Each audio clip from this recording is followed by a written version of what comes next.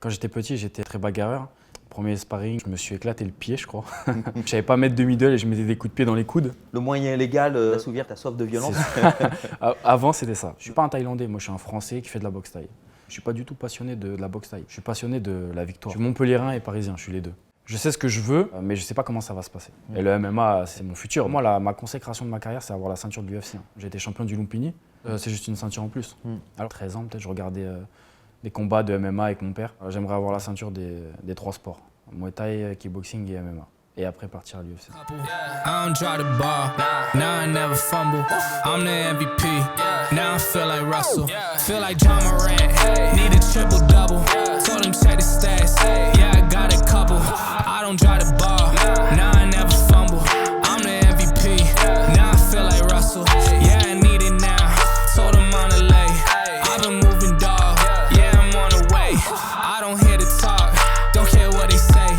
I don't got no patience, I can't ever wait. I've been trying to get it, running up all these digits.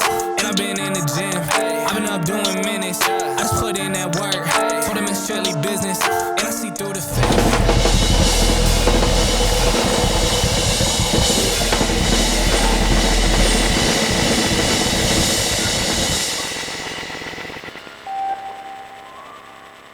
Bonjour et bienvenue sur Gong. Aujourd'hui, je suis ravi d'accueillir Jimmy Vienno. Jimmy, Salut. enchanté. Enchanté. Jimmy, déjà, première question, brutale à brute, enfin je sais pas. Ton tout premier souvenir, le tout premier souvenir de ta vie?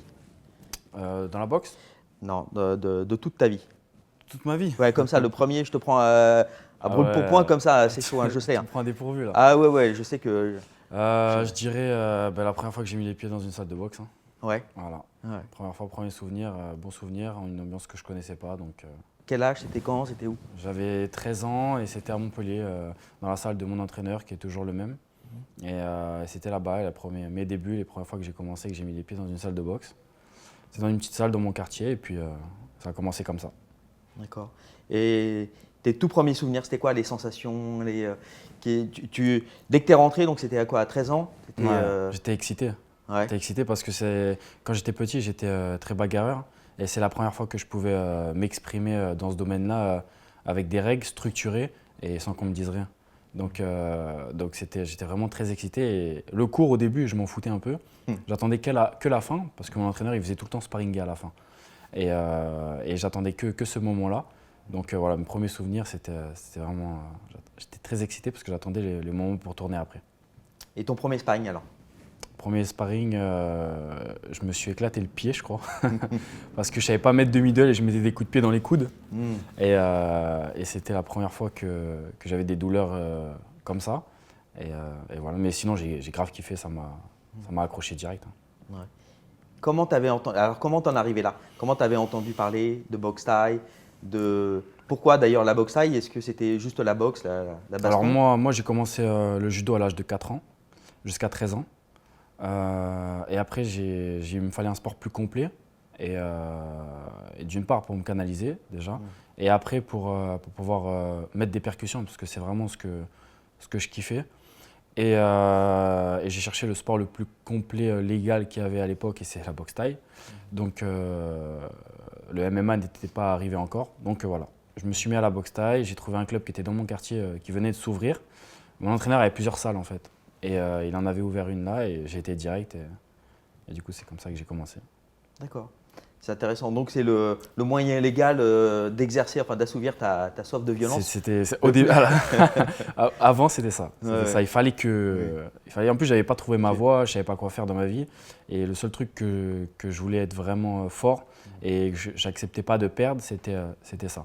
Donc après autre chose, je n'avais pas spécialement de voix dans ma vie. Après j'étais jeune, hein. Ouais. Mais bon, c'était le seul truc, donc je me suis accroché à fond et voilà. D'accord. Un mode d'expression. Un mode d'expression? C'était un mode d'expression pour toi, c'était la C'est façon ça, de oui. t'exprimer en fait. Ouais. C'est ça. Ah ouais. Et donc tu as forcément des souvenirs avant ça, je pense, non, puisque tu m'as dit que tu étais bagarreur. Ouais. Donc tu as forcément des souvenirs de ton premier souvenir de bagarre. On va remonter un peu plus loin peut-être encore. Premier souvenir de bagarre, c'était, je pense, dans la cour de récréation, en primaire hein, déjà. Pour un oui, pour un non. Ouais. Tu avais le sang chaud, ouais. J'avais le sang chaud, mais c'est même pas que ça. C'est question que je me défendais ou Tu vois, je cherchais pas, mais c'était, on va dire que j'avais une tolérance très faible. Et là où j'étais, ça allait vite au contact. Donc voilà. D'accord. Et le judo alors, parce que le judo, ça arrivait tôt. Tu as pratiqué, Ouais, c'était tôt. l'âge minimum là. Ouais. En fait. Ah ouais. Donc c'est forcément tes parents qui t'ont mis. C'est mes à parents. ça. Il Ouais. fallait me canaliser très petit, donc, Ouais. Et donc du coup ils m'ont mis là-dedans. Et j'ai fait un an de rugby aussi, en même temps que le judo. Mais le judo, j'étais en compétition, je faisais beaucoup de compétitions, donc Ouais. c'était vraiment ce qui me plaisait.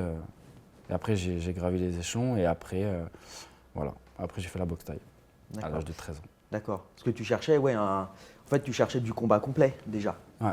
Je cherchais, même au judo, m'en rappelle, mon entraîneur, il voyait que c'était limité le judo pour moi. Je cherchais plus à mettre des percussions, des choses comme ça.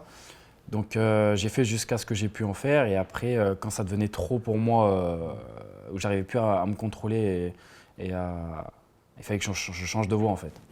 Du coup, Du coup, la boxe thaï. boxe thaï. Et alors, cette histoire de la boxe thaï, tout de suite, tu as voulu faire de la compétition comme en judo. Comment ça s'est embrayé? Comment ça s'est... Et est-ce qu'à cette époque, je pense pas, mais tu me diras peut-être le contraire, est-ce qu'à cette époque, tu voulais faire carrière à 13 ans? Je me suis jamais dit que je voulais faire carrière, mais j'ai toujours voulu être le meilleur là-dedans. C'était pas pour rigoler. Je faisais pas ça pour me défouler ou pour apprendre à me défendre ou me canaliser. Forcément, me canaliser, ça m'a automatiquement. Mais je faisais pas ça pour ça. Moi, c'était vraiment parce que je voulais être le meilleur. La compétition, en fait. Et du coup, quand je suis rentré dans la salle, la première fois, j'ai voulu me tester. Et moi, j'étais un des plus jeunes, hein.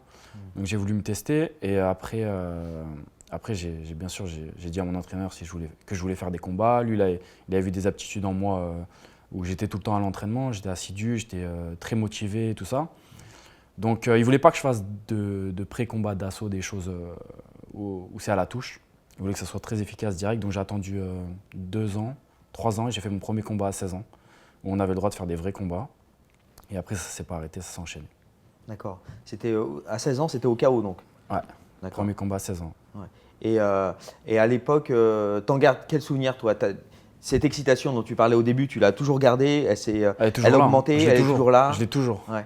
C'est ça qui est bien et que je sais que je suis à l'aise dans ce que je fais. Et parce que j'ai toujours la flamme et le truc qui m'excite quand on fait des combats, des sparring, tout ça. Et même quand mon entraîneur il m'appelle, il me dit voilà, tu as une date là, je suis comme un fou. On dirait c'est ce qui me rend le plus heureux dans ma vie pro. Et puis, t'as bien précisé, dans ta vie pro. Dans ma vie pro. et après, voilà, donc c'est pour ça que j'ai toujours la même flamme, j'ai toujours la même envie et ça ne s'arrêtera pas, je pense pas. Le jour où ça s'arrêtera, j'arrêterai. Mais là, c'est toujours là. Et le souvenir comme ça en boxe thaï, donc parmi tes premiers combats, quel souvenir t'as le plus marqué? Est-ce qu'il y a quel combat t'as le plus marqué? Est-ce qu'il y a un combat comme ça? Si je te demande tout de suite. Parmi mes premiers fights, ouais. Je dirais le 4e, je pense. Parce que c'est celui où on va dire les 3 premiers, je les ai fait contre des jeunes de mon âge, où c'était les meilleurs jeunes, les meilleurs espoirs de la région. Donc je suis arrivé, j'avais toutes mes chances, comme eux, ils avaient toutes leurs chances, tu vois. Mais le 4e combat, c'était contre un mec de 25 ans qui était déjà un homme, qui avait déjà une force, tout ça. Ouais. Et moi, en plus, j'étais arrivé avec ma tête, je me rappelle à l'époque, j'avais même pas de coiffure. Tout le monde ne mettait pas 1 euro sur moi. Et pourtant, je l'ai mis KO au premier ou deuxième round, je sais plus. Et quand je suis ressorti de là, j'ai vu les regards des gens qui ont changé. Et à partir de ce moment-là, j'ai commencé à monter dans ma région et puis après, très vite. C'est le premier combat qui t'a valu une réputation déjà dans le sud, dans le sud de la France. Et toi, tu t'es surpris à ce moment-là? Non, moi je savais. Ouais, je savais. Je savais, il fallait juste que j'attende le moment pour le prouver. Mais je savais que je savais pas que j'allais le mettre KO, hein, mais je savais que j'allais lui faire une guerre et que je savais surtout, malgré quoi qu'il arrive du résultat, si j'aurais perdu ou quoi, mais que j'aurais fait vraiment une guerre ou quelque chose de fort qui aurait marqué les gens. En fait, je savais que j'allais prouver quelque chose ce soir-là. Je savais que les gens, ils auraient pas le même regard sur moi quand je ressors du combat. Et c'est ce qui s'est passé. Et à ce moment-là, tu avais 16 ans, c'est ça? 16 ans. 16 ans. Je venais de les avoir. Tu venais d'avoir 16 ans, ouais. Et qu'est-ce qui s'est passé dans ta tête donc après ce chaos, après ça, tu t'es mis à… Bah déjà, j'imagine tu rêvais au… J'ai commencé à avoir des objectifs précis après. Ouais. Après Quel type ça. d'objectif alors? Champion du monde, champion d'Europe, champion de France. Vouloir tout gagner, vouloir faire des combats très, très vite, monter en professionnel vite. Commencer à avoir des objectifs précis. C'était plus être le meilleur dans la bagarre que tout le monde et tout. Maintenant, c'était plus précis. D'accord. Avec des étapes à franchir, tout ça. C'était sportif. Ouais, c'était en fait, sportif. Ça a Avec des changé. échéances et tout. Exactement. Est-ce que ton coach, justement, il te parlait précisément de ça? Il t'avait expliqué à l'époque la difficulté, justement, parce qu'on en parlait un petit peu tout à l'heure, juste avant, on va en reparler, mais la difficulté pour un athlète, un boxeur pied-point, d'exister en France, mais pas seulement, même dans le monde. C'est pas pour rien que le MMA est en train de tout englober. Mon Bah, entraîneur, ce qui est bien avec lui, c'est qu'il ne m'explique rien. Il attend que je voie de mes yeux. Ouais. Voilà. Donc, et de toute façon, moi, je suis pareil. Hein, ça marche que comme ça. Hein, ça sert à rien qu'ils me préviennent et que j'ai après des a priori.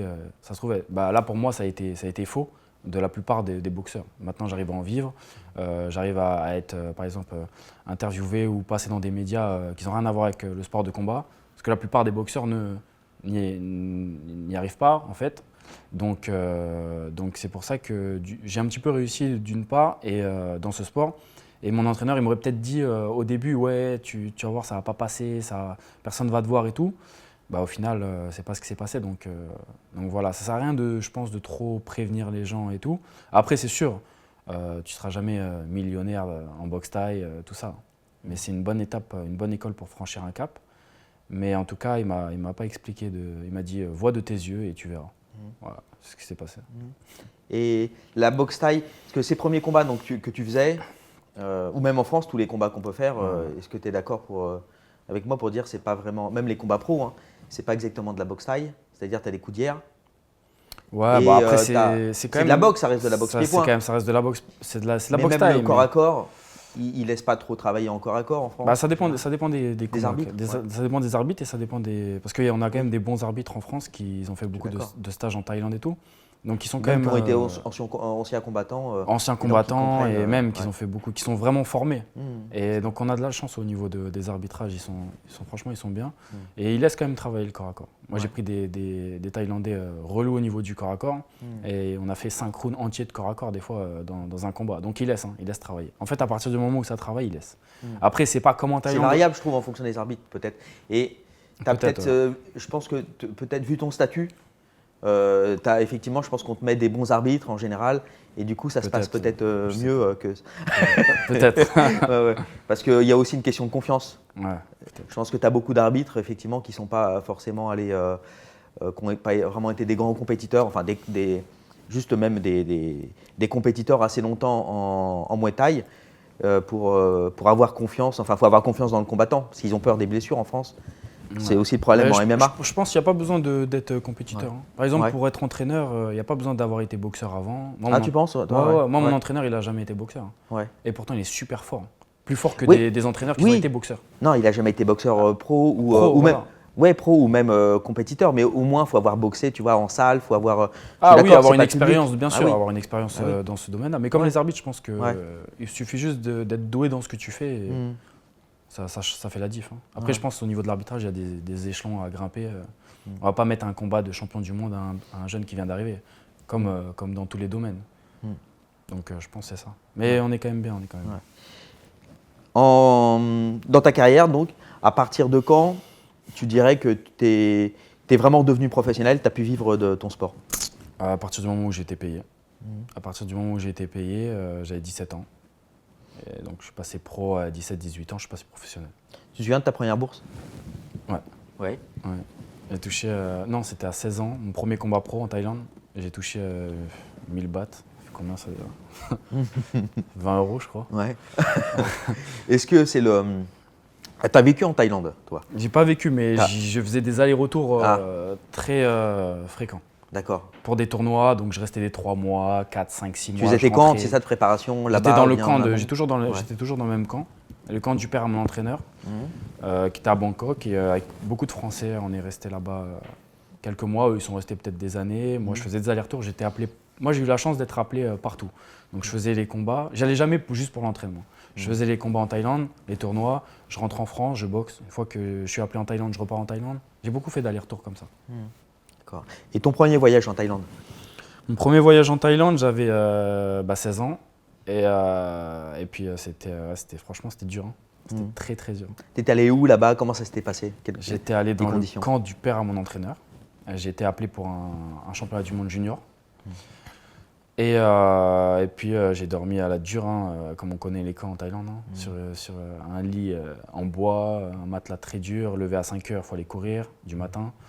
Entraînement le soir aussi. Ça t'a plu? Ah oui, moi j'ai kiffé. J'ai kiffé. Franchement, même les militaires français, je me rappelle, il y avait des militaires français qui venaient se préparer au camp en Thaïlande pour se préparer pour leur stage commando. Donc c'est vraiment quelque chose. Hein. Après, c'est une habitude à prendre. C'est différent de la France, parce que la France, le temps il est réduit. Et la France, en France, c'est plus concentré. Donc je pense que c'est plus intensif, parce qu'il y a moins de temps. Donc on fait tout vite. En Thaïlande, c'est moins intensif, mais c'est sur la durée. C'est-à-dire un entraînement, ça peut durer 3 heures. Donc c'est plus de la durée. Est-ce que c'est, à ton avis, c'est aussi lié au climat là-bas, non? Peut-être. Ouais. Peut-être. Je sais que là-bas, ils aiment bien faire dans la durée, Ouais. avoir le temps de boxer, de s'entraîner, d'être tranquille. Et ici, avec le quotidien qu'on a, c'est différent. Ici, il y a des heures, il y a tout ça. Alors que là-bas, c'est que ça à faire. Ouais. Mais c'est vrai que le temps est différent, même en Asie en général. Tu regardes en Thaïlande, il fait chaud. Le Japon, ouais. En Thaïlande, il fait chaud, des fois, il fait humide. Ouais. Et aujourd'hui, comment tu trouves que tu as eu une progression de carrière? Tu trouves que ça s'est fait assez vite en somme? Parce que tu as fait ton premier combat pro à quel âge? 16. À 16 ans, donc super tôt. Mais pro en France à 18. Oui, d'accord. Mais déjà, c'est assez tôt, c'est dès que c'est possible en fait. C'est ça. Ouais. J'avais dès que possible. Et ton premier combat pro en France d'ailleurs, ça a donné quoi? C'était Quelle en expérience? Suisse. Ah, Mon premier d'accord, combat, en Europe, ouais. mon premier tournoi professionnel, c'était en Suisse. Et pareil, je venais de gagner le championnat d'Europe junior avec l'équipe de France. Et j'ai été appelé pour un tournoi en Suisse où il y avait un mec qui s'est désisté, donc j'étais un remplaçant. Une semaine avant, ils m'ont appelé. Et pareil, hein, personne ne misait 1 euro sur moi. Et je suis arrivé. C'était que des boxeurs expérimentés, hein, beaucoup plus âgés que moi. Mais j'ai gagné le tournoi, largement. Et d'ailleurs, mes parents étaient venus me voir. C'est là où ma mère a compris que. Elle a entendu les gens parler de moi, elle a compris que c'était vraiment mon truc. Et qu'elle m'a laissé faire à 100%. Et puis voilà, c'était c'était une super belle expérience en Suisse, à Genève. à Genève, ouais. Et c'était un tournoi donc. Un Ouais. tournoi professionnel. Ah ouais. Donc sans coup d'hier, sans rien. Ah, d'accord. En Suisse, il n'y a pas de coup d'hier. Oui. Dans les vraies règles, mais pas avec. Est-ce que toi, tu as combattu donc forcément en Thaïlande avec les musiciens, tu vois, l'orchestre? Ouais. Donc cette musique-là pour laquelle tu as une vraie variation, enfin, tu vois, en France, Ouais, c'est ça. Plus les rounds Ouais. ils avancent, plus ça augmente. ça va crescendo. Et puis en France, c'est des enregistrements. Donc, Oui, mais après, c'est pas la même culture. Ouais. Moi, je néglige pas ce qu'ils font en France parce que pour moi, chaque pays a sa culture. Non, non, on est d'accord. Et ils ne peuvent pas recopier quelque chose qui est déjà fait et qui est culturel chez eux. Bien sûr. Donc on s'adapte. Mais c'est bien, Bien sûr. aussi. Je trouve que moi, justement, même, la limite, faudrait pas essayer de copier comme ça. Tu Ouais, vois, ouais. l'enregistrement ou même, faudrait faire autre chose. Mais bon, c'est un autre débat. Mais je voulais savoir, toi, qu'est-ce que tu préfères, enfin, est-ce que tu as une préférence? Est-ce que cet orchestre, est-ce que déjà ça change quelque chose dans ta manière de boxer? Tu sens que ça. La musique? Ouais. Ah, pas du tout. Ah. Moi, je fais voilà. abstraction à ça total. Ouais, ouais. Ah ouais. Si on n'aurait pas, c'est même mieux. Quand je fais en kickboxing ou en MMA, parce que je suis professionnel en MMA et en kick aussi, et c'est bien. Moi, j'aime bien. Ah ouais. D'accord. Ouais, t'as La bien. musique, maintenant, je l'entends plus en fait. Je l'entends plus, je fais même pas si elle augmente. Moi, si j'ai pas envie d'augmenter, j'augmente pas. Si elle est lente et j'ai envie d'augmenter, j'augmente. Moi, ça n'a aucun impact sur moi. Je suis pas un Thaïlandais, moi je suis un Français qui fait de la boxe thaï. Donc c'est vraiment, je vais pas essayer de recopier, je vais pas essayer de. Je fais vraiment. Moi, mon seul objectif, c'est de gagner. Moi, je suis pas un passionné de boxe thaï. Hein. On me demande souvent, mais je suis pas du tout passionné de la boxe thaï. Je suis passionné de la victoire. En fait, j'ai que ça en tête, j'ai la gagne, être le meilleur, c'est tout. Que ce soit ça ou dans le MMA ou dans le kickboxing, c'est que ça. Je vais par exemple, on m'appelle souvent pour regarder des galas, je vois des combattants, ça me passionne pas plus que ça. Franchement, je préfère aller faire une soirée entre potes où je joue à la play, en vrai. Bah, à part si c'est des frérots à moi qui combattent. Ça, c'est complètement différent. Si je connais les combattants, je vais me régaler, c'est différent. Parce que je vais participer au truc, je vais crier, je vais tout ça. Mais si juste assister à une soirée de boxe, ça m'ennuie. Si je boxe pas, moi, ça m'ennuie. Donc je suis pas passionné. Moi, ce que j'aime vraiment, c'est la compétition. Ouais. Du sport Oui, de c'est ça. combat. Ouais. Oui, t'es pas dans le. C'est pas l'aspect culturel, historique, folklorique et tout qui t'intéresse là-dedans du du tout. Ouais. Ouais, je vois parfaitement. Je trouve ça même bien enfin, ça peut être naturel même, évidemment. Alors, aujourd'hui, tu dirais que t'en es où dans ta carrière et pour toi, quels sont les plus grands accomplissements de cette carrière? On va dire, dans ma carrière, je pense que je suis qu'au début. Là, j'ai 10 ans de carrière plein de combat professionnel. Donc, je pense que je suis qu'au début parce que j'ai beaucoup d'objectifs à faire, malgré que j'ai fait déjà une grosse carrière. Après, je pense. Tu peux nous rappeler ton palmarès? Je suis 5 fois champion de France, 5 fois champion d'Europe et 7 fois champion du monde de boxe thaï de toutes les fédérations qui existent en boxe thaï. Et j'ai 113 combats, 91 victoires, 32 par KO. J'ai été récompensé plusieurs fois par l'INSEP. J'ai eu la médaille de l'Assemblée nationale, de la ville de Montpellier. J'ai été élu 3 fois boxeur de l'année, 2016, 2019 et 2021. Donc voilà, j'ai un petit palmarès tranquillou. Un pédigré intéressant, ouais. Et est-ce que tu trouves, on va revenir sur l'accomplissement de ta... Mais est-ce que tu trouves justement, parce que là c'est l'occasion de rebondir, l'occasion rêvée, que par rapport à ton, tu vois, à ton palmarès là que tu viens d'énumérer, tu as la reconnaissance que tu mérites en France? Non. Ah non. D'accord. Et en plus, j'en veux toujours plus, moi. Donc, même si j'en ai beaucoup, j'en voudrais plus. Donc, mais actuellement, vraiment, objectivement, je pense pas. Non, d'accord. Ouais. Et même beaucoup de gens me le disent. Oui, oui. Ah ouais. Tu dirais que c'est lié à quoi? Parce que tu fais de temps en temps quand même des interviews, tu l'as dit, avec d'autres médias, enfin, avec des médias. Ouais, mais c'est pas assez fréquent. Je pense que c'est lié au sport. Et moi, comme j'ai toujours dit, je suis obligé de faire beaucoup plus que les autres sports. Parce que nous, la boxe thaï en France, c'est pas assez connu, c'est pas assez rémunéré, c'est pas assez médiatisé. Donc on doit faire beaucoup plus de travail pour qu'on parle de nous. Moi j'ai commencé à passer dans les médias, on va dire… plus mainstream. Pour tous, ouais. Quand j'ai été 3 fois champion du monde. Alors imagine pour les autres qui n'ont pas eu cette chance-là, ils passent à la trappe. Et c'est pas normal. Tout le monde devrait parler de son parcours quand tu fais quelque chose de bien. Et donc voilà, donc c'est pour ça que moi je sais que j'ai toujours su que je dois faire beaucoup plus qu'un sportif qui vient d'un autre sport par exemple, qu'on parle de suite de lui. Je dois faire beaucoup plus pour qu'on parle de moi dans les médias aux yeux de tout le monde, quoi. Pourquoi à ton avis les sports de combat sont mal aimés comme ça en France?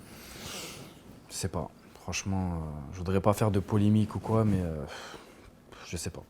Déjà ça va mieux qu'avant, ça commence à être bien structuré, il y a des règles, ça va vers le positif, hein, ça c'est sûr.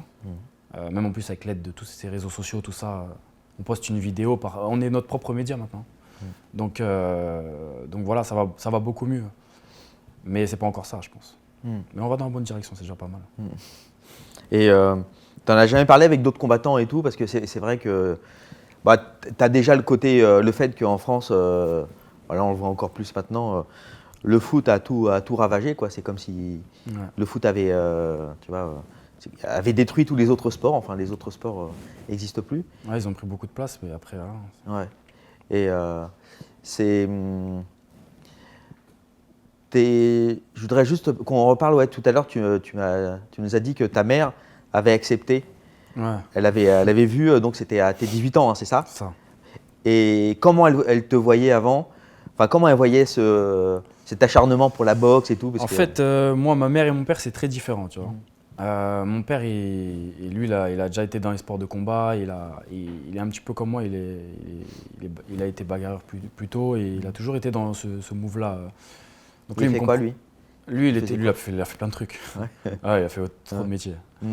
Et il a toujours été dans ce truc-là. Donc lui, c'était naturel pour lui. Il me comprenait direct et tout. Ma mère, c'était différent. C'est l'opposé. Ma mère, elle est très douce, très calme.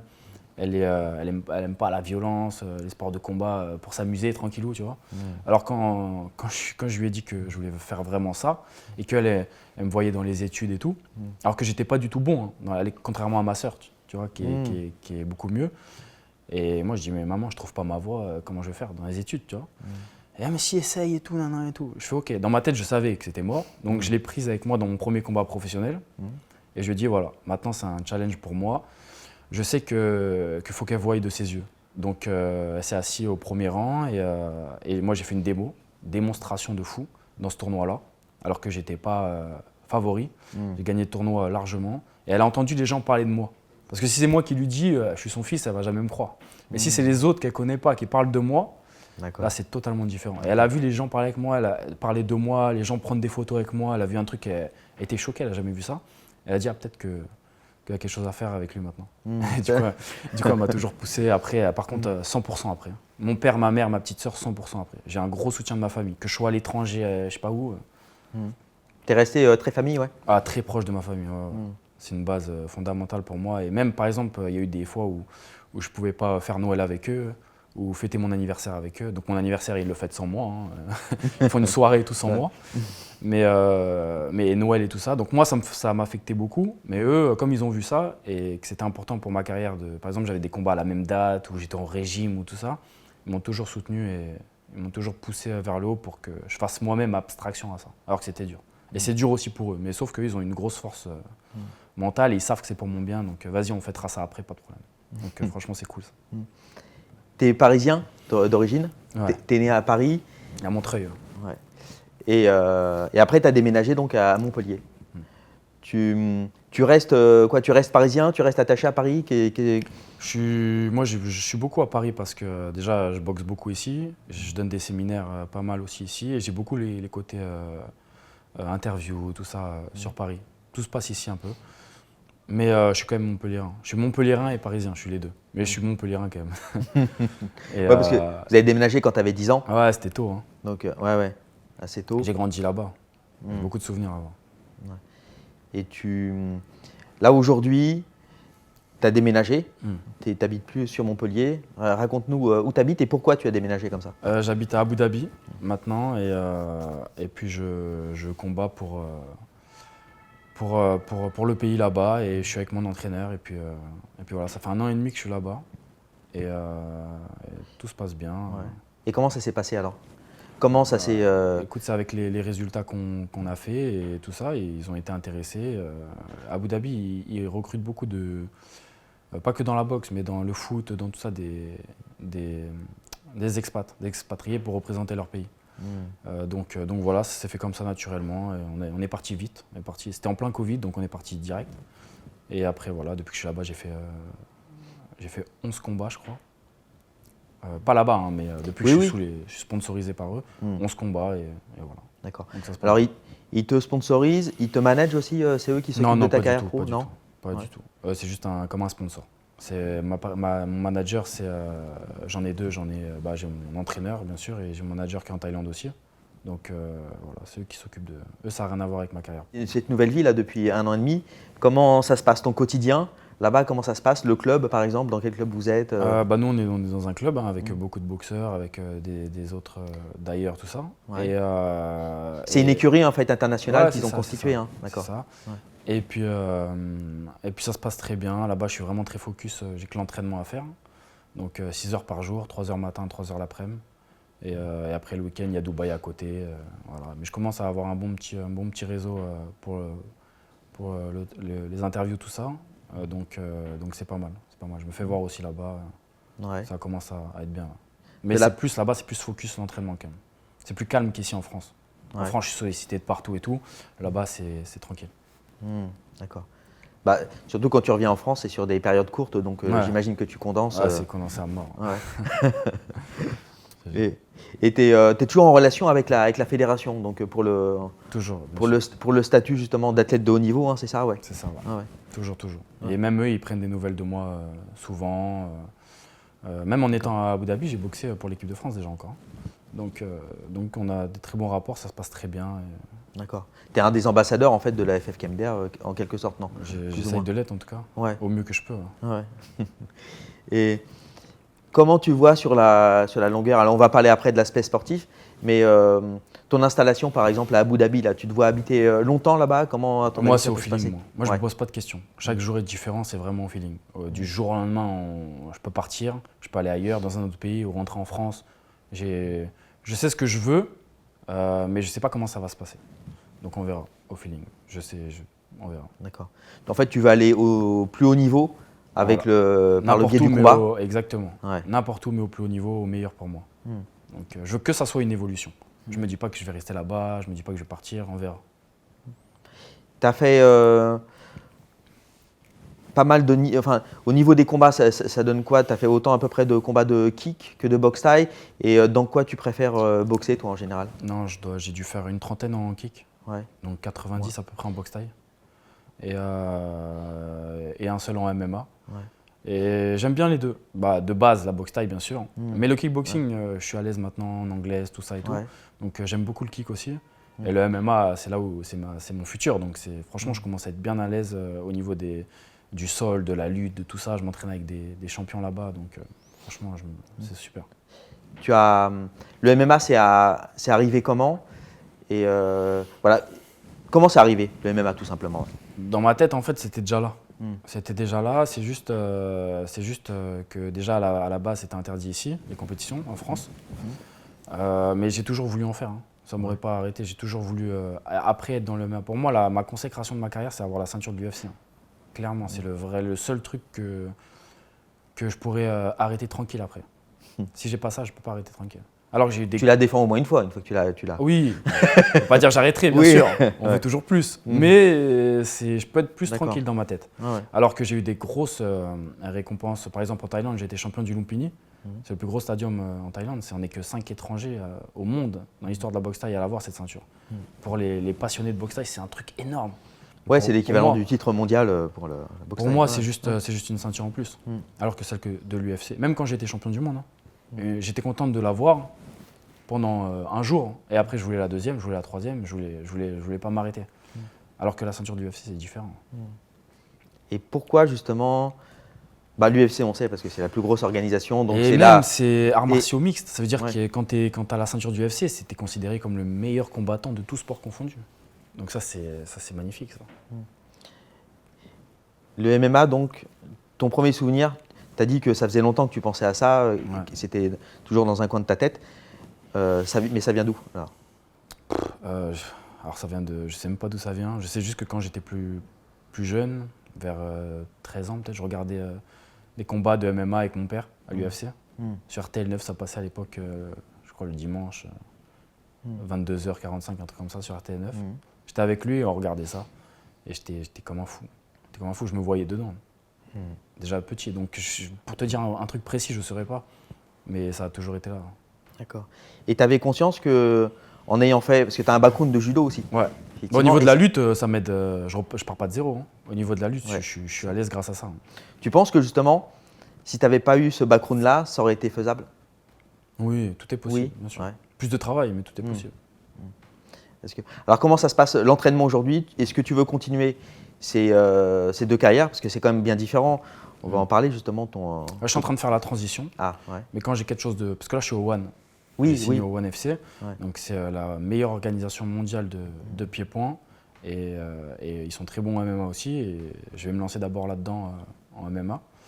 Et par après, on n'est pas fermé. Si on a d'autres propositions, on verra. Mais Tu veux te servir du One, justement, qui Ouais. qui te permet de combattre en boxe thaï avec les petits gants, justement, pour faire cette transition. j'aimerais avoir la ceinture des trois sports. Muay Thai, kickboxing et MMA. Et après partir à l'UFC. Ton premier combat en MMA, en fait, tu l'as fait au UAE. Ouais, à UAE Warrior à Abu Dhabi. Ouais. Ouais. J'ai Et pris un lutteur ukrainien. c'est ça. Premier combat. Ouais. Alors, comment on te l'a proposé ce combat? C'est toi déjà qui faisais savoir que tu voulais combattre en MMA? Comment c'est arrivé ce combat? Ouais, avec mon entraîneur, on avait parlé et il fallait qu'on se lance là-dedans. Et du coup, avec le Covid, ça a accéléré les choses. Donc, c'était un mal pour un bien. Et donc, voilà. J'ai charbonné dans toutes les lacunes que j'avais au niveau du sport de combat mixte. Et puis, on a fait notre premier combat dans cette organisation-là, qui est une bonne organisation où tu fais c'est pas des nuls et c'est pas des tueurs à gages. Donc, c'est bien médium pour passer après. Et C'est une belle orga déjà, Ouais. ouais, carrément. Donc Ouais. ça s'est bien passé et j'ai gagné, et c'est super.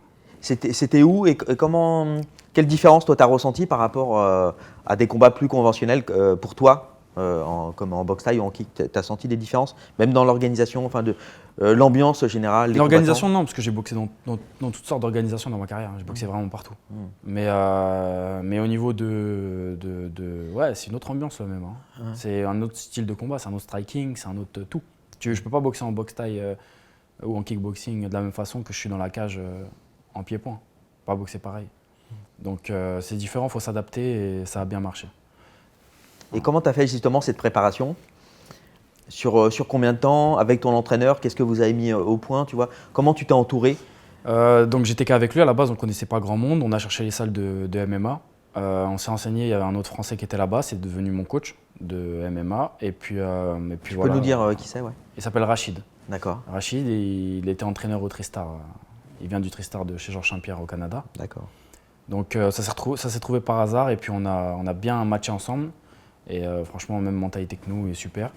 Et on a charbonné pour avoir un résultat. Et puis il m'a accompagné dans mon premier fight en MMA. Et puis ça a bien marché, bien fonctionné. Tu as fait pas mal de sparring Ouais, beaucoup. en MMA, en lutte, en J'ai mangé grappling. que ça. Combien de temps ça a pris cette prépa? On a fait une grosse prépa de bien 4 mois, je crois. J'ai fait que du sol, quasiment. J'étais obligé, c'était mon point faible. Et Ça faisait longtemps que tu n'avais pas refait de sol? Depuis le judo ou pas? Jamais fait de sol. Oui, tu n'as jamais fait de sol, mais au judo, tu avais un peu de sol. J'avais un peu, mais c'est vrai que c'est pas c'était très rare. En plus, j'étais jeune, donc c'était un judo différent que comme si tu étais tu vois, plus vieux. Donc c'était différent, mais il fallait tout revoir. Au sol, il fallait tout revoir. En lutte, c'était différent. En lutte, j'avais beaucoup d'aptitudes. Je comprenais vite, c'était facile je défends bien et j'attaque bien aussi. Oui, tu as déjà un beau clinch en taille, donc voilà. ouais. Mais au sol, par contre, les clés, les machins et tout ça, c'est différent. Mais là, comme je m'entraîne bien et je suis bien focus dessus, ça devrait avancer vite. Tu l'as bien senti, parce que tu es un boxeur déjà technique. Ouais. Du coup, tu trouves que ça t'a donné des. Enfin, tu vois, tu arrives à faire. C'est des grands principes en fait. Ouais. Les grands principes du striking, c'est les mêmes que le grappling. Enfin, tu as des Il y explosivité. a des détails en fait. Ouais, des détails qu'il faut vite capter parce que pour le mec qui est chaud en face, lui, il va vite le capter. Donc nous, on a des détails à vite s'adapter, tout ça, pour être au top en fait. Et mentalement, alors comment tu te sentais sur la préparation du combat, avant et pendant? Moi, j'étais comme dans tous mes combats. Hein. Pour moi, je me suis pas dit premier combat en MMA, stress de fou. Non, tranquille. Je fais mon max. Et en général, quand je fais mon max, ça passe. Donc je fais mon max et puis je me pose pas de questions. Je fais le mieux que je peux, aucun regret. Il faut que je sorte de la cage en n'ayant aucun regret. Et puis voilà, tranquillou. Ton adversaire, donc c'est Daniel Donchenko. Enfin, c'était ton adversaire. C'est ça. Ouais, un Ukrainien. Vous êtes renseigné un peu sur lui avant pour voir, est-ce que vous avez préparé quelque chose? Mon équipe s'est renseignée sur lui, juste pour savoir c'est quel style de combattant. Voilà. Moi, je suis pas fan de regarder les vidéos des boxeurs. J'aime pas ça. Peut-être juste regarder une fois, mais après, je leur laisse eux le faire et ils vont s'adapter en fonction, tu vois. Ouais. Mais on n'a pas fait un topo sur lui, on l'a pas disséqué de A à Z, non, pas du tout. Parce que, ouais, il était à 2-0. Ouais. Toi, donc, tu n'avais aucun combat. Et d'ailleurs, il a recombattu 3 fois après. Je ne sais pas si tu as vu, il a gagné. Donc, tu es sa seule défaite. Ouais, j'ai pas vu. Ouais. Tu me l'apprends là. Ah ouais, tu vois. Et parce que ça, c'est intéressant de voir les premiers combats, de voir l'évolution des mecs. Donc, tu as pris un mec dur dès le début, un mec, tu vois, qui. C'est la mentalité de chez nous, hein, en même temps de mon club. Ouais. Et quand j'étais en boxe thaï, pareil, hein, j'ai pris des combattants très durs très tôt. C'est ce qui m'a fait évoluer. Ouais. Donc c'est comme ça à l'école. Pour d'autres, ça sera trop dur d'un coup. Pour d'autres, ça sera bon parce que ça va sortir leur mental de suite. Et pour les combats d'après, ils seront déjà formés. Donc c'est des différentes écoles, mais en tout cas chez nous, c'est comme ça que ça a toujours marché avec moi. Hein. Parce que chaque boxeur est différent, mais en tout cas avec moi, ça a été ça direct. Ton striking est plutôt bien ressorti. Comment tu l'as senti? Parce que le MMA, c'est spécial, forcément avec les 4 onces. Tu ne peux pas faire du sparring appuyé, tu vois. Je crois qu'au One, les mitaines, elles sont plus petites. Hein, parce que quand ça m'avait choqué. Parce que quand j'ai combattu au One, j'avais des mitaines, mais vraiment à ras la peau. Alors genre que- que tu n'avais que le cuir, quoi. Ouais, non, Ouais. mais c'est vrai. Il Ouais. n'y avait rien. Alors que les gants de MMA, par exemple, quand j'ai boxé avec les gants de MMA à UA Warrior, Ouais. j'étais quand même rembourré. Il y avait comme des gros doigts ici. Oui, oui, ouais. T'as c'est trouvé. Ah, d'accord. Mais C'est- au One, c'est là, du rien à One. voir. Hein. Ah ouais. Rien à voir. Ah ouais, il y a Ouais. une grosse différence. Ouais. Et ça, j'étais choqué. Donc, C'est l'école Box Birman un peu. ouais, c'est franchement. C'est, et donc, comment tu t'es senti debout? Parce que le striking, évidemment, à partir du moment où tu as en plus là, un lutteur, tu sais qu'à un moment, il va te rentrer dans les jambes, donc tu ne peux Ouais, pas ouais. libérer ton, J'étais pas à l'aise au ton début. pied-point. Ouais, ouais. Ouais, j'étais pas à l'aise. J'étais sur la retenue. Ouais. Par exemple, ça serait en boxe taille contre lui, parce qu'il il a fait de la boxe taille, il avait un niveau en boxe taille quand même. Je l'aurais allumé et il n'aurait pas fait 2 rounds. Parce que j'aurais été à l'aise. Là, c'était différent. Là, je l'ai touché et putain, fallait que je me place bien pour essayer de le terminer, pour pas me faire attraper une jambe. Et j'étais encore dans la réflexion. Pendant le combat, j'étais en train d'apprendre en fait. Et j'étais en train de réfléchir à mes entraînements, à pas me faire avoir. Donc, j'étais pas autant à l'aise que maintenant, où maintenant je suis fluide pour un niveau comme ça. Mais c'est bien, au moins ça, on apprend. J'ai fait une guerre de fou parce que c'était pas du tout un combat facile. J'ai réussi à le toucher plusieurs fois et c'est comme ça que je l'ai gagné. J'ai ouvert la tête aussi. Donc voilà, c'est comme ça que j'ai gagné. J'ai contrôlé sa lutte pour pas qu'il marque plus de points que ça. Tu as été surpris par les amener au sol, même si tu avais fait pas mal de sparring j'ai- ou en J'ai pas combat, été- c'est. Ouais. j'ai pas été surpris par ça parce que ouais, j'avais le cul par terre tout le long de mon entraînement, hein, avec des mecs super chauds. Mais j'ai pas été surpris par ça. Mais par contre, quand il a réussi à me le faire, quand je me suis trouvé sur les faits, je me suis dit putain. J'étais dégoûté en fait. J'étais pas surpris, Frustrant, mais j'étais ouais. dégoûté. Je fais, eh non, je vais pas rester 5 minutes comme ça quand même.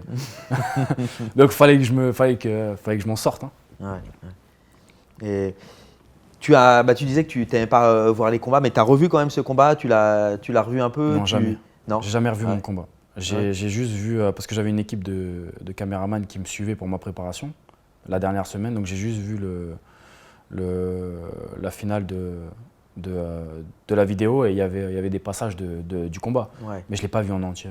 Combat. Moi, je n'aime pas me regarder trop. Une fois que c'est fait, c'est fait. ouais. Mon entraîneur, il regarde, il me donne les trucs à travailler et c'est réglé. D'accord.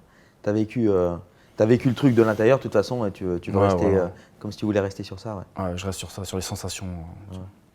Et alors aujourd'hui, donc le One, tu as combattu quoi? 2 fois One, hein, 2 c'est ça fois. Ouais. Tu as combattu. J'ai combattu une fois pour la ceinture, Ouais. contre un Thaï, et la deuxième fois contre un Danois. Les 2 fois, c'était en boxe thaï. En boxe C'est-à-dire taille avec dans les la petits cage gants. avec les petits gants, c'était les 2 fois. D'accord. Donc, sensation par rapport. Parce que là, tu as recombattu avec les petits gants. Ouais. Tu disais, mais ceux-là, c'est des. Franchement, il faut les Ouais. voir, hein, ces gants. Ah ouais. Ils arrachent la tête. Hein. Moi, on me frôle juste. Hein. On me frôle, j'ai des traits déjà. Ouais. Ouais. Ouais, c'est bon à savoir ça. Ah, ouais, c'est vrai. Et comment tu t'es senti par contre? Parce que là, donc, tu as boxé avec censé être les 4 onces, mais j'ai l'impression que c'est plus des 2 onces. Je sais pas. Et- Faudrait que je regarde, mais. Comment est-ce que tu te sens de plus en plus à l'aise là maintenant avec. Ouais, moi, je préfère, moi. Ouais. Je préfère parce que je suis léger. Je préfère qu'un bandage dur et des gants. Hmm. Franchement, je préfère. Et ma manière de boxer, elle est plus, je suis plus attentif et j'ouvre bien les yeux. Ouais. Alors qu'en boxe taille ou en kickboxing avec les gros gants, peut-être que je peux être un peu plus sur mes acquis, tu vois. Ouais, ouais. Et, Ouais, plus relâché, parce que t'as une Inconsciemment. garde hein, plus hermétique. Voilà, inconsciemment. Ouais. Parce que je sais que ça va pas passer, surtout si j'ai fait des combats comme ça derrière. Inconsciemment. Hein. Mais par contre, dans la cage au One, je suis super attentif, je fais super attention. Je mets bien les mains parce qu'on peut pas avoir la garde comme ça. Donc, ou alors pas beaucoup de fois, parce qu'avec les petits gants, bah, ça passe. Donc voilà, j'essaye d'être au maximum très attentif, prends pas de coups, marquer mes points, gagner. Voilà. Et la cage, du coup, la surface, ça a changé pas mal de choses ou pas? Comment tu t'es senti dedans? Au niveau du clinch, du corps à corps. Parce qu'il n'y a pas les cordes, et moi je joue beaucoup avec les cordes quand je suis au niveau du PAM, du corps à corps. Je peux me balancer, je peux tirer par là, je peux tout ça. Et là, ça s'est ressenti à mon dernier combat. D'être contre une cage, je ne pouvais pas bien travailler comme j'avais l'habitude, je pouvais bien sortir mes fesses et planter un genou. Parce que là, il y a la cage derrière qui me. Alors que le ring, tout est souple, c'est différent. Tu t'étais habitué avant ou pas pour le sparring à cette surface ou est-ce que Ouais, tu avais travaillé un peu Je là-dessus? m'étais habitué, habitué, c'est un grand mot, parce qu'on n'est jamais vraiment habitué à partir du moment où c'est que de l'entraînement. Mais j'avais travaillé sur ça. Il y avait une cage à l'entraînement, on avait travaillé quand même dessus. Mais c'est au combat, c'est là où tu as vraiment les sensations. Donc, voilà. Et du fait des petits gants, Est-ce que tu travailles maintenant d'autres techniques? Ouais. Je ne te parle pas de la lutte, mais des techniques de Striking. taille. Ouais. Striking, ouais. J'ai Ouais. adapté mon striking à mort. Ouais. Et je travaille d'autres techniques et maintenant je m'entraîne qu'avec ça. Comme en boxe taille là-bas, au One, c'est qu'avec les petits gants. Je m'entraîne qu'avec ça quotidiennement. D'accord. Oui, en quelque sorte, le One, c'est la transition. Enfin, c'est C'est l'endroit. la transition parfaite pour le MMA. Ouais. C'est parfait. Ouais, d'accord. Franchement, c'est lourd. Je me régale là-bas, c'est des super shows, c'est meilleure organisation mondiale. J'attends ma chance pour avoir la ceinture et c'est tout. Hein. Comment se passent tes rapports avec eux? C'est-à-dire que comme ils te proposent plusieurs adversaires, enfin, tu vois, Non, kick, taille. c'est eux qui décident. Ouais, C'est eux qui d'accord. décident et ils nous mettent et nous, on dit oui. Hein. Hmm. Nous, on cherche que la victoire et la ceinture. Donc, Ouais. nous, il n'y a pas de blablabla. De Hmm. toute façon, le manager, il s'occupe de ça. Ouais. Mais on est là et on s'entraîne et voilà. Hmm. Moi, je veux être prêt juste pour le jour J et gagner. Ah, t'as pas peur que ça te prenne beaucoup de temps? Si à terme, là, t'as quel âge? 27? Et 27, ouais. 27, de prendre ces 3 ceintures, surtout avec les contrats du One, j'imagine, tu vois, si ils te font monter jusqu'aux ceintures, ça va être pour te garder et pas te laisser filer à l'anglaise, enfin à l'américaine, à l'UFC, quoi. Bah après c'est un truc qui se négocie. Moi, Ouais. j'ai juste mon truc dans la tête et je ferai au mieux pour tout avoir. Ouais. C'est sûr. De toute façon, ton manager, j'imagine, qui va négocier aussi en fonction de ça. Tu lui as donné. Ouais, La directive. bien sûr. Exactement. Ouais. Moi, j'ai T'as eu le de plan conduite. et ça, on discutera tout le monde. Ça va aller tous dans le même sens. Ouais, d'accord. Et là, actuellement, qu'est-ce que tu. Est-ce qu'on t'a proposé des combats? Enfin, qu'est-ce que tu prépares? C'est quoi Là, l'activité? j'attends. Là, je suis en préparation actuellement et j'attends la confirmation, la validation de mon prochain combat, qui ne serait tardé pour les prochains mois là. Et puis après, ça va s'enchaîner. Donc là, j'attends juste la confirmation D'accord. pour un prochain combat au One. Et ça sera en quoi? Et ça pourrait être. Ça sera en boxe taille et puis je sais pas où encore, mais ça sera en boxe taille.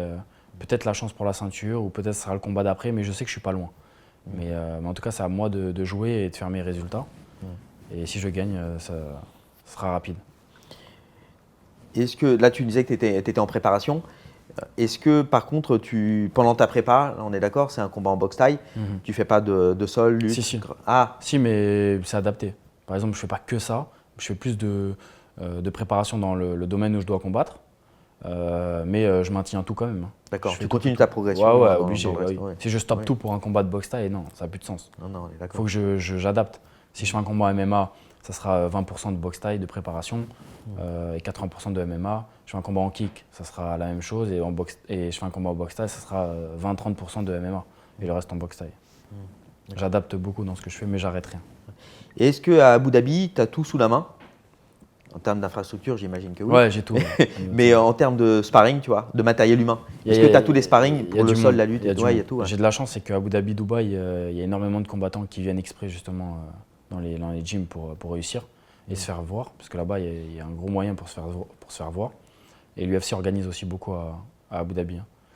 Donc il y a beaucoup de monde pour Oui, c'est- tourner, pour s'entraîner. On se connaît tous en plus. Que ce soit même en boxe taille ou en MMA. Mais boxe taille aussi, il y a du monde. Hein. Donc j'ai beaucoup de chance au niveau de ça. J'ai ce qu'il faut. Mieux qu'en France, par exemple. Oui, il y a, Parce que il quand y a beaucoup de j'étais- Brésiliens aussi là-bas, des Ouais, entraîneurs il y a de. beaucoup de Brésiliens, beaucoup sol et de tout, ouais. combattants et beaucoup de combattants en général et des pros. Et moi, quand j'étais à Montpellier, c'est ce qui nous manquait un peu. Oui. Ouais, il y a pas trop de, tu vois, on est obligé de bouger dans les salles ici à Paris ou alors aller dans une salle en province et c'est très peu. Alors que là-bas, il y a quand même du monde. Oui, là-bas, c'est le fief de la DCC, Mm. donc la plus grande compétition de grappling professionnelle. Exactement. D'ailleurs, elle a eu lieu il y a pas longtemps, là, Ouais. le mois dernier, je crois. Et aujourd'hui, ouais, donc, tu t'es fixé, tu m'as dit que c'était assez clair dans ta tête. Tu penses qu'il te faudrait combien de temps? Et tu m'as dit aussi clairement que l'objectif final, c'était l'UFC. Ouais. Est-ce que tu t'es fixé Ouais, je tu me suis vois, fixé un âge. Moi, j'aimerais âge, bien être dans l'UFC à 30 ans. À 30 ans et puis enchaîner après, être vraiment focus là-dessus.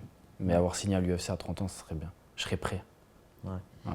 Je serais mature, je serais prêt, je serais bien de partout. Avec une grosse carrière derrière moi. Donc franchement, je pense à 30 ans, je serais prêt.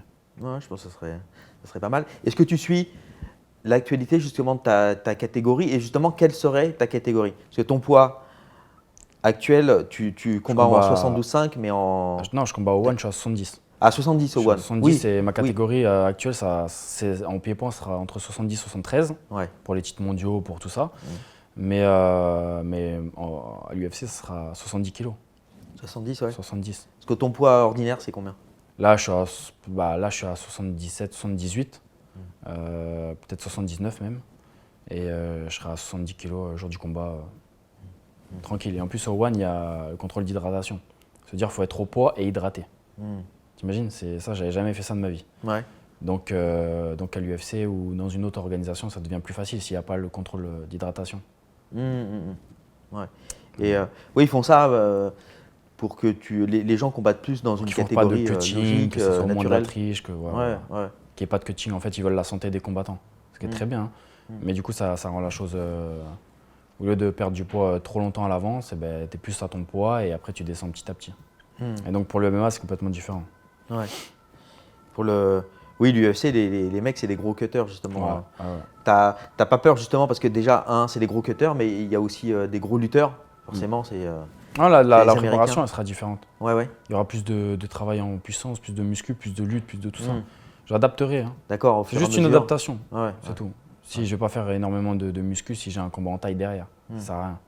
Donc je vais me sentir trop… Ça sera différent, alors que pour la lutte, ça sera bon. Donc en fait, là, je suis en train de faire la transition. Donc on fait un peu de tout. Et quand je me consacrerai et j'aurai la chance d'être à l'UFC, ça sera différent. Et là, ça sera focus et toutes les chances de mon côté. Donc, Et tu te verrais habiter aux États-Unis? ah oui, moi je me verrai habiter de partout du moment que la carrière est suivie. Ouais. Ouais, moi je m'en fous, j'ai pas T'es un globe trotteur, enfin Moi je suis un enfant du monde. Ouais. Je vais partout. Et tu reviendrais toujours à Montpellier ou pas? Enfin, je veux dire. En est-ce France, que… je reviendrai. Oui, en France, J'aimerais déjà. bien après revenir en France pour avoir une maison, tout ça, une vie de famille ici. J'aimerais trop. Mais pour l'instant, c'est focus sur la carrière. Et après, si je peux faire les deux, faire des allers-retours, être un peu là, être un peu là. Maintenant, moi, comme je bouge depuis très jeune, j'ai l'habitude d'être à droite, à gauche tout le temps. Donc, même peut-être trop souvent ici, ça me plairait pas. Donc, avoir un peu, être partout. Tu te sens plutôt nomade? Ouais, voilà. Ouais. Du moment que j'ai une structure et je sais que là, je vais m'entraîner, il y a mon entraîneur ici. Je viens en France, j'ai ma famille. Là, c'est différent. Je vais en Thaïlande, il y a mon manager. Ta mère essaie pour le… Enfin, la première fois que tu as vu Je combattre en cache rien à cage, ma mère.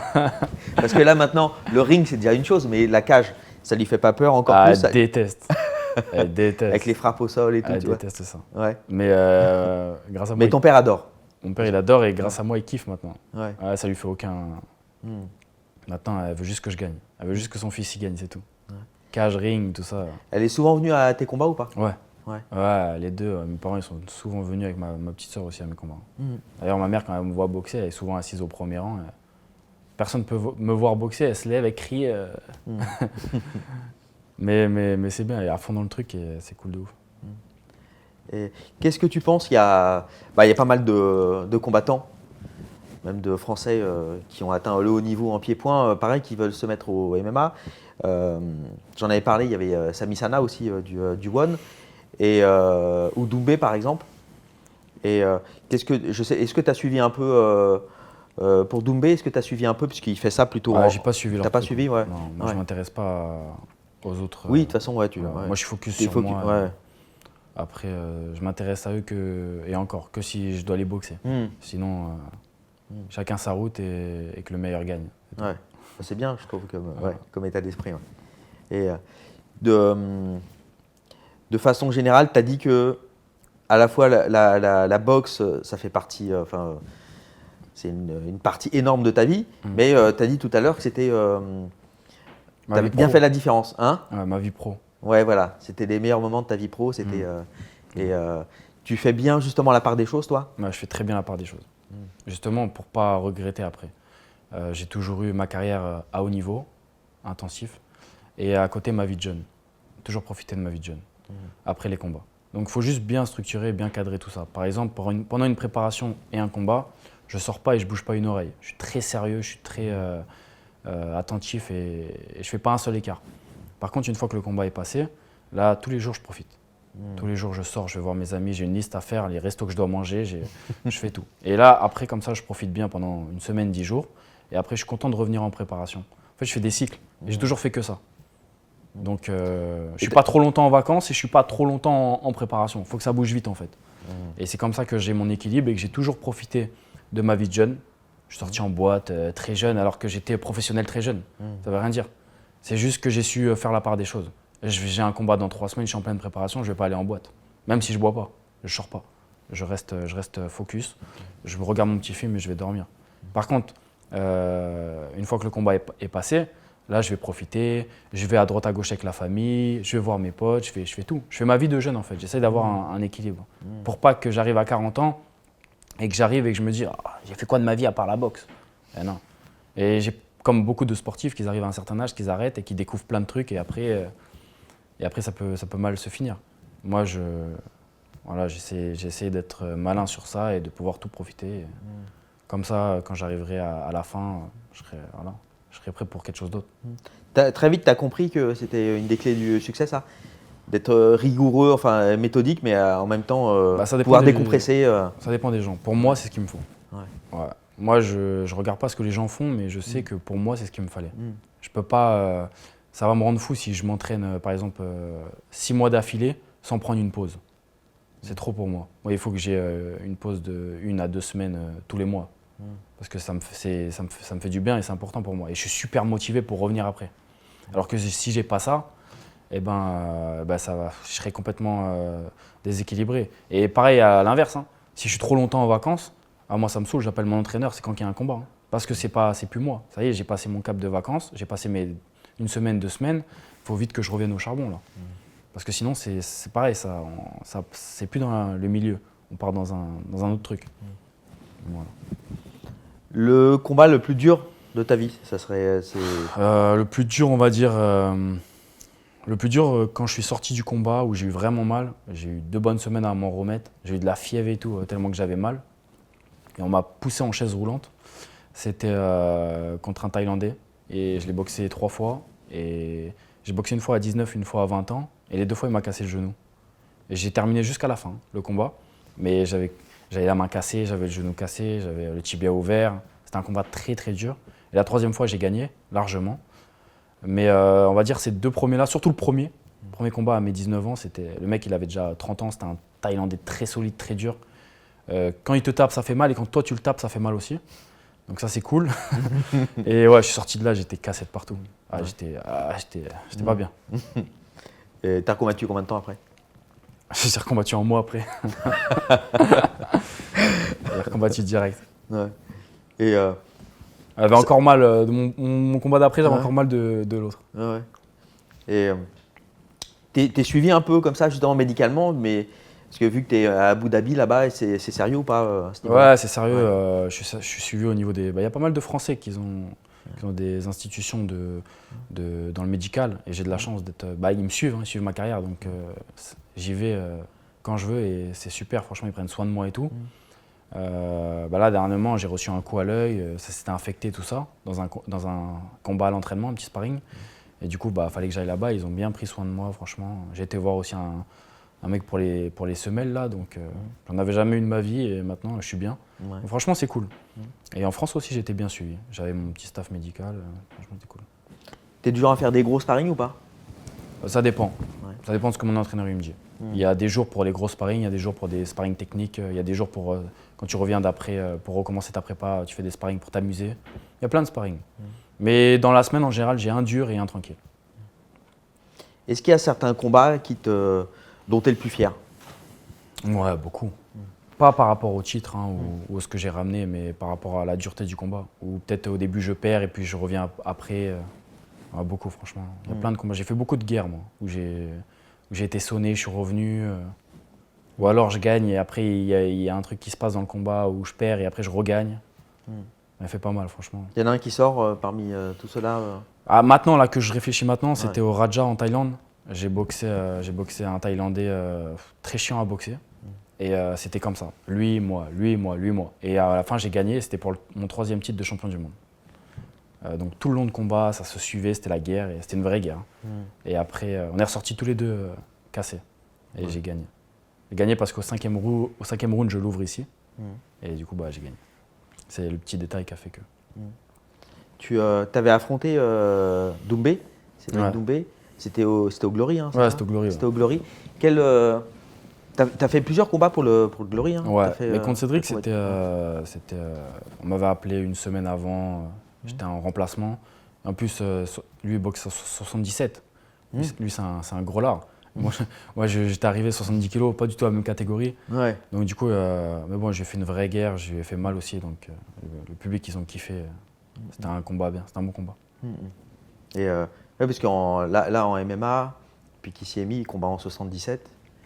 Et je l'avais vu, il m'avait dit que sur le combat, il était en 84, par exemple.